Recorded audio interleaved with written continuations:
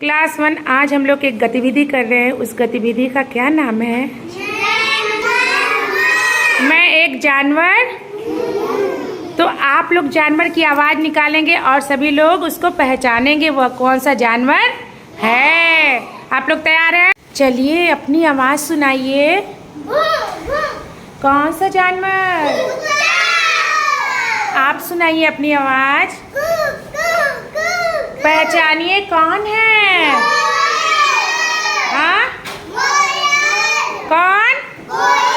Very good. आप अपनी आवाज़ सुनाइए। बताओ कौन? कौन?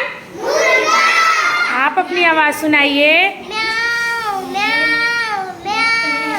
पहचानिए कौन? Very good. आप अपनी आवाज़ सुनाइए।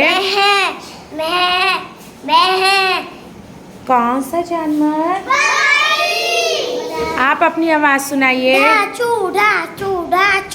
बताओ कौन? अपनी आवाज़ सुनाइए।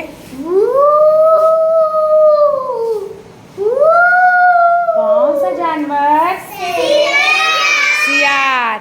आप अपनी आवाज़ सुनाइए।